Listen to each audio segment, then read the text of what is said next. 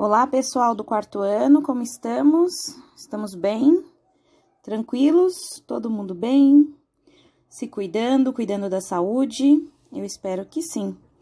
Bom, gente, hoje nosso tema dessa nossa aula 4 é turbante, né? Aí eu brinquei um pouquinho com o nome, é o nome de um projeto, também de uma página que tem nas redes sociais, que é Turbantace. Então, vai ficar aí pra gente se inspirar nessa aula, vai ser bem legal. Espero que vocês gostem. Já para começar, na nossa página de apresentação dessa aula, a gente tem um trabalho aqui de um artista muito legal que se chama Tin Okamura. Quem tiver Instagram pode entrar e curtir. Ele é um pintor, né, bem expressivo. Eu gosto muito do trabalho dele. Há muitos anos, nos quartos anos, eu trabalho com ele, né? Eu apresento o Tin Okamura.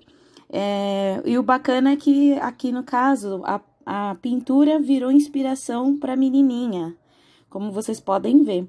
Por isso que a gente vai falar hoje sobre Turbantace, né?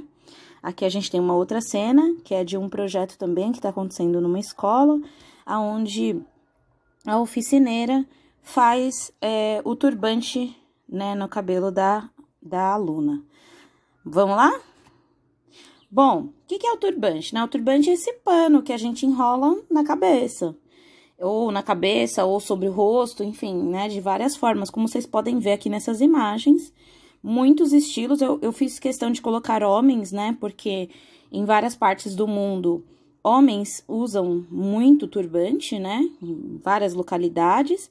E aí eu trouxe até o nome de alguns grupos étnicos, né, que fazem o uso do turbante, culturais e étnicos, como os beduínos, né, que são de grupos árabes, né, os Sikhs, que são esses daqui, né, que são da Índia, aqui seria a representação, né, de árabes, e os tuaregs, que estão aqui, como vocês podem perceber. Os tuaregs são mais encontrados mais próximo ao deserto do Saara, né? A países como Argélia, Mali, Marrocos, o próprio Egito, Chad, Nigéria, enfim. E aí, o que é interessante nesse processo? Para que serve o turbante nessas características, né? Principalmente no caso dos árabes, quanto no caso dos beduínos, né? Desculpa, no caso dos beduínos árabes e dos tuaregues, a questão do tempo, né, da temperatura dos lugares onde eles moram perto de desertos. Então, automaticamente, o turbante, ele serve para proteger, não só homens, mas mulheres também, crianças, óbvio. O turbante serve como uma proteção. Então, tem formas de amarrar, como vocês podem ver, né, tem várias diferenças aí. Tem estilos diferentes também, e aqui no caso dos Sikhs tem a ver com a religião deles, a religiosidade. Então, dá pra perceber que esse que tá com turbantãozão aí, ele é bem importante, ele tá até cercado de vários outros componentes dessa religiosidade, dessa religião. Então, o que isso quer dizer? Quer dizer que o mundo é diverso. Quer dizer que o turbante, ele tá em várias outras, e ainda em culturas que eu nem comentei aqui, que eu nem falei. Então, isso é muito legal pra gente perceber que, às vezes, a gente tem uma imagem do turbante, que é aquela imagem primeira, mas ela é muito mais ampla, né? Em várias culturas. Só que, óbvio, como eu falei, para várias culturas tem significados diferentes. Nem todos têm o mesmo significado. Aqui, por exemplo, esse é um trabalho, uma pintura, né, que tem muitos anos, é de 1433, a gente tá em 2020. Façam as contas aí, quem é bom em matemática, quero saber.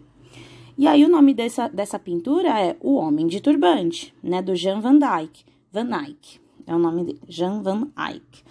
É um homem branco, né, como a gente pode perceber, né, ele tem traços, ele não é africano, ele não é indiano, ele não é árabe, a gente pode perceber isso pelos traços dele, e ele tá usando um turbante. E aí, assim, vocês podem perguntar, mas será que pessoas na Europa, né, usavam um turbante, como a gente pode perceber aqui?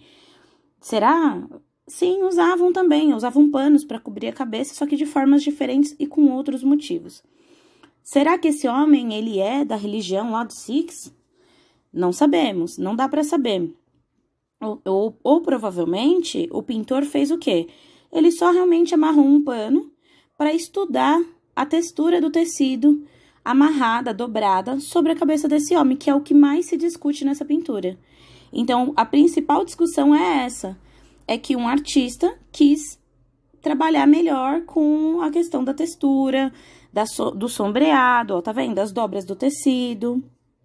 Por isso que foi representado dessa maneira, né? Foi representada dessa maneira. E é bem interessante essa pintura. Beleza?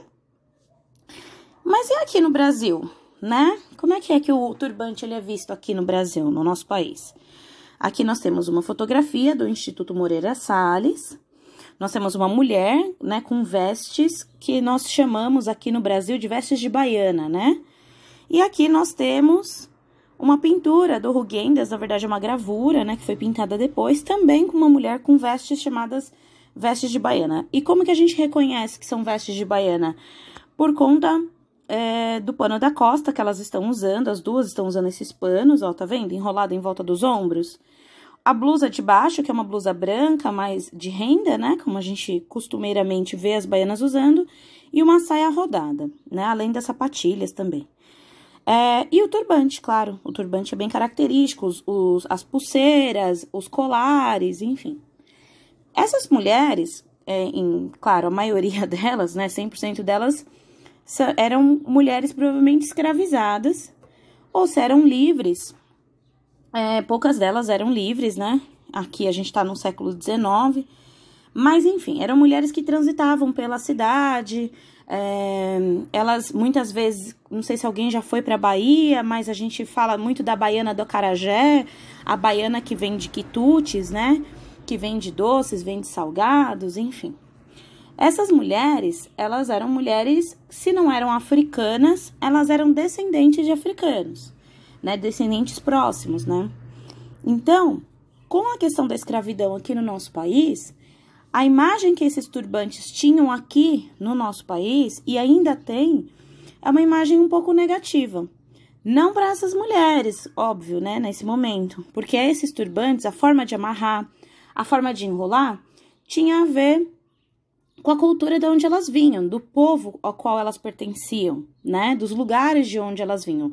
Assim como os penteados também, já que o nosso tema é cabelo, né? Então, os penteados, os tipos de trança, as formas de usar o cabelo e as formas de usar os turbantes dependiam muito do lugar de onde essas mulheres vinham. Não só mulheres, homens, crianças também. Se eram casadas, se eram solteiras, se elas eram mulheres importantes, se não, e aí assim por diante. Só que quem era preconceituoso e racista, né, foi moldando um pouco a cultura do nosso país e trazendo aspectos negativos. Então, somente quem usava turbante aqui no Brasil, ou eram pessoas ligadas, né, que eram escravizadas, ou ex-escravizadas, ou pessoas que eram trabalhadoras, automaticamente, pessoas que trabalhavam na rua, vamos supor que elas fossem livres, né? Eram pessoas que trabalhavam na rua e aqui no Brasil, o problema do racismo também é esse. As pessoas não querem estar ligadas ao trabalho, infelizmente. Por isso que a gente teve escravidão tanto tempo, né? Então, seguindo um pouco, a outra característica que tem a ver com turbante é que as religiões de matriz africana aqui no Brasil, como o candomblé e a umbanda, se utilizam dos turbantes como uma linguagem, né? Uma forma de... uma relação religiosa, assim como tem os Sikhs, lá da Índia, aqui, né? Eles usam turbantes como uma linguagem religiosa. No candomblé e na umbanda também tem esse uso desse adereço. E ele tem os significados dentro da religião. Só que aqui no Brasil, como o racismo é muito forte, o que acontece? Muita gente, quando é vista com turbante, acaba sofrendo com esse racismo. Então, eu vou mostrar para vocês agora um vídeo dessa reportagem. Essa reportagem aconteceu em 2015, né? Essa reportagem não. A reportagem aconteceu em 2015 e o fato também aconteceu em 2015. Coincidência, foi muito próximo da data que a gente tá aqui, né? Foi em junho de 2015, então fazem 5 anos.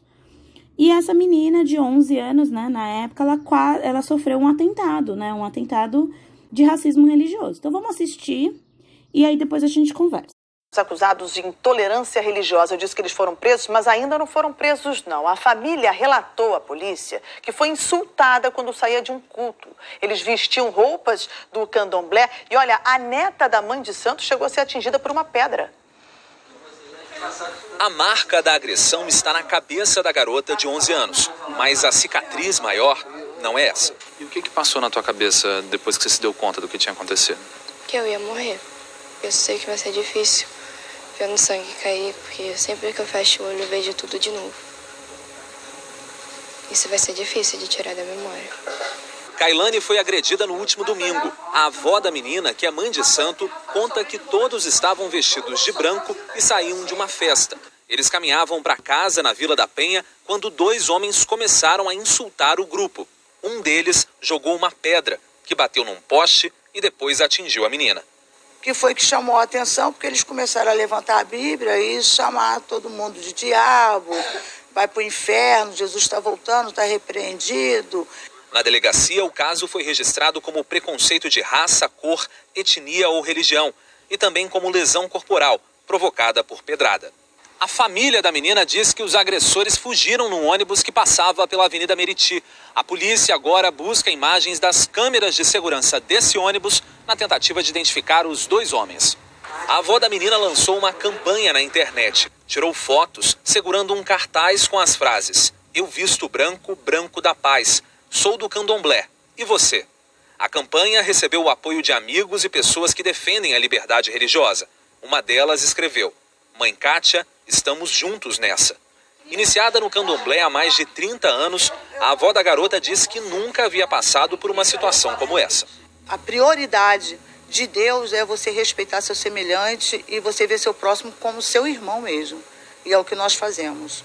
E é o que não está acontecendo. Eu acho que tem que ter respeito. A única coisa que eu peço agora é respeito.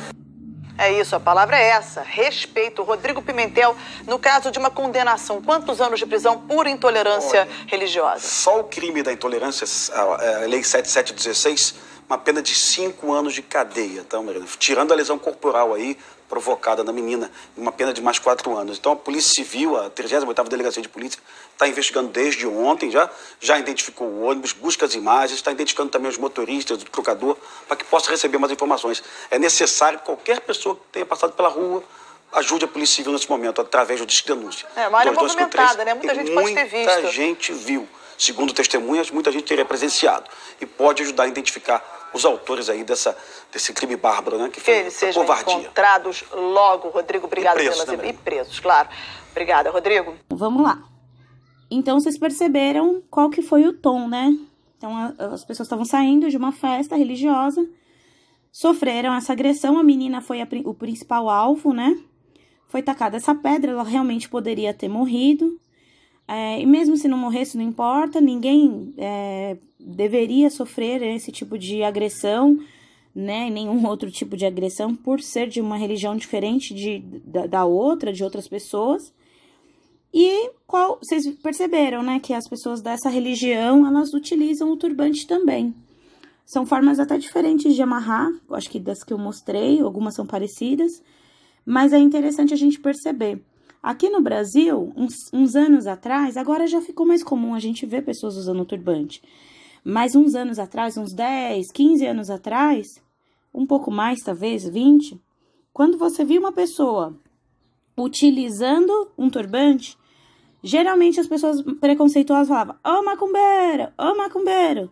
E esse é um termo extremamente pejorativo para quem não é da religião, né? Então, fica para nós a reflexão. Será que se fosse um padre, com a sua bata, né, ali com a sua roupa de padre, eu esqueci agora o nome, que se usa, né, os padres usam a roupinha deles, sabe, que tem aquela faixinha, né, em volta do pescoço?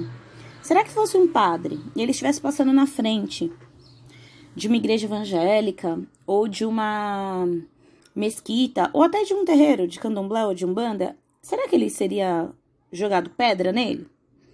Ele seria agredido? Fica pra gente pensar. Será que se fosse uma criança judia, lá com kippá? Kippá é aquela toquinha que não é uma toquinha, é um chapeuzinho, né?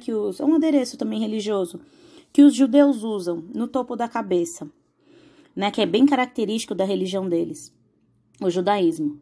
Será que se ele estivesse andando na rua, pessoas de outras religiões o atacariam? Então a gente tem que pensar sobre isso para ver se o problema ele é religioso e racismo, né? É a religião ligada a pessoas negras, né? Mesmo que vocês viram que a avó da menina, ela é uma pessoa de pele clara, mas a gente sabe que as religiões, como Candomblé e Umbanda, são ligadas a pessoas, né? A culturas negras, ou se foi só coincidência. Fica pra gente pensar. Bom, o turbante, então, depois de muito tempo, muita luta do movimento negro, de professoras, professores, educadores, e também grupos como esse, o Manifesto Crespo, na primeira atividade desse processo da gente de quarentena, eu fiz uma indicação desse projeto de amigas minhas, inclusive, que é o Manifesto Crespo, que faz um trabalho super legal. Tem um outro vídeo rapidinho para vocês verem.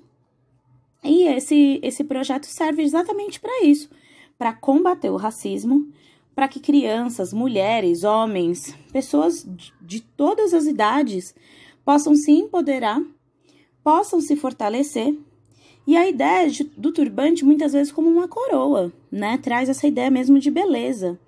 Então, é uma forma também da gente lutar quando a gente se fortalece, quando a gente se embeleza, né? E o turbante serve para isso também, né? Ele serve para fortalecer a nós todos. Você fala assim, professora, mas eu não sou dessa religião. Você não precisa ser para usar turbante, né? E aí a gente vai ver que elas estão fazendo um trabalho numa aldeia indígena daqui de São Paulo, que é a Tenondeporã. E aí vamos ver um pouquinho do vídeo e vocês vão entender melhor.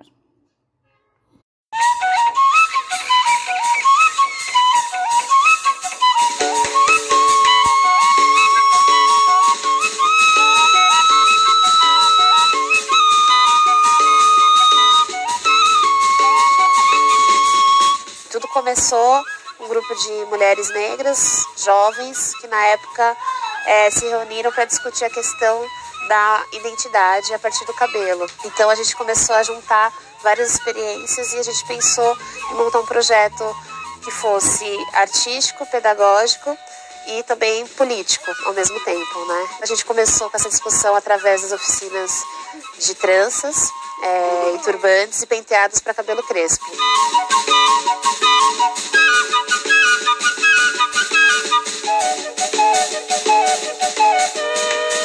A gente sempre tem essa preocupação da vivência, né? Como que vai ser?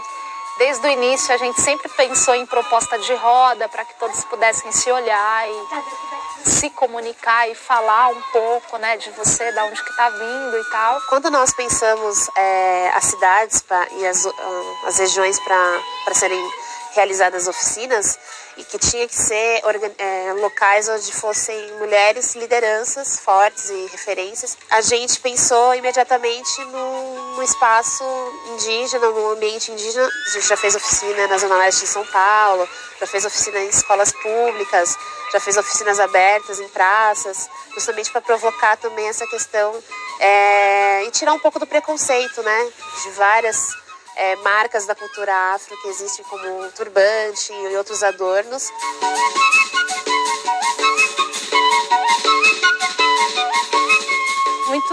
Muito legal a troca de cultura, né? Legal saber que algumas amarrações, alguns turbantes representa status, né? E representa não é só assim uma amarração para ficar bonita, né? Tem todo um significado por trás disso. Quando a gente faz esse tipo de atividade, a gente vê que o olhar das crianças mudam, sabe? A gente vê que eles começam a pensar de uma outra forma que eles não viam. Eles começam a ver uma coisa que eles não viam. O intuito do coletivo é esse, né? Que é realmente passar as técnicas, tanto de trança como turbantes, de geração em geração. Porque nós aprendemos com as nossas mães, avós, e aí até hoje a gente passa. Então, a gente incentiva para as crianças quando a gente faz também isso. Então, a gente vê que é muito positivo, sabe? As crianças rindo, vendo, entendendo, sabe? Como vou dizer, se culturando mesmo, sabe? Que eu acho que é super válido.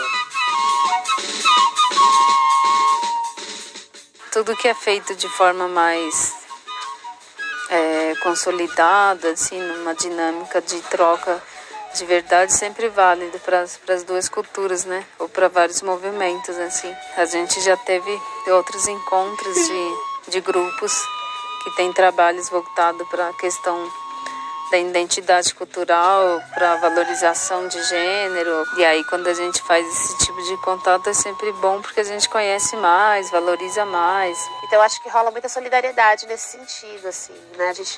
Os espaços de fortalecimento de culturas, de fomentar essa questão da diversidade cultural como um todo, independente se indígena, negra, a gente está junto, porque a gente defende essa bandeira maior, que é da gente viver em paz, assim.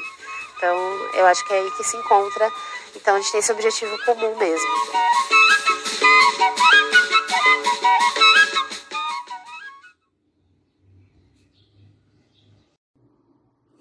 E aí, gostaram? Bem legal, né? Então, essa é a proposta do Manifesto Crespo. Esse é um vídeo também de 2015. Já faz bastante tempo, mas elas continuam fazendo esse trabalho. Inclusive, o link da reportagem da menina que foi agredida, quanto dessa reportagem aqui, que foi feita na aldeia, com esse trabalho todo do Manifesto Crespo, vão estar no link, aqui na descrição do nosso vídeo e também na atividade do Google Sala de Aula. Para que vocês possam ir lá ver, vai lá, curte, pesquisa sobre o Manifesto Crespo no Instagram, no Facebook, nas redes sociais, procura mesmo. E é uma forma da gente saber dos outros trabalhos que estão acontecendo. Inclusive, o pessoal do Manifesto já foi na nossa escola, já fez um trabalho muito legal com as professoras, faz um tempinho, e quem sabe no futuro elas não voltam. Bora lá? Bom, nossa atividade de hoje, então.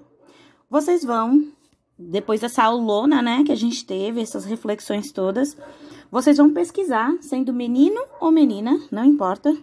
Vocês vão pesquisar um tutorial de turbante. Vão procurar. Vão ir na internet, pede ajuda para a família, conversa com o pessoal, acha aí um tecido que você possa usar, bem bacana. Pode ser colorido, pode ser liso, pode ser branco, pode ser preto, pode ser azul, vermelho, amarelo, estampado, do jeito que vocês quiserem. Vão procurar um tutorial para fazer um turbante do que você mais gostar. Não é o mais fácil, hein? É aquele que você acha mais legal. Aí você vai fazer o turbante na sua cabeça. Aí você vai falar assim, Pro, posso fazer na da minha irmã, do meu irmão, da minha mãe, do meu pai? Pode. E aí você vai tirar uma foto de cada pessoa. E vai mandar uma foto bem linda pra Pro. Pra gente colocar no nosso, lá no Google Sala de Aula. Combinado? Essa é a atividade de hoje. É isso. E um ponto que é muito importante. A gente sempre tem que lembrar de ter uma postura antirracista. Lutar contra o preconceito, seja ele religioso, seja ele racial, seja ele por qualquer que seja o motivo. Preconceito e racismo, ó, cai fora. Discriminação, ó, cai fora. Combinado? Bom trabalho para todo mundo. Parabéns para todo mundo que está participando. Não esqueçam de mandar aqui as imagens, tá bom? Um beijo, gente. Tchau, tchau.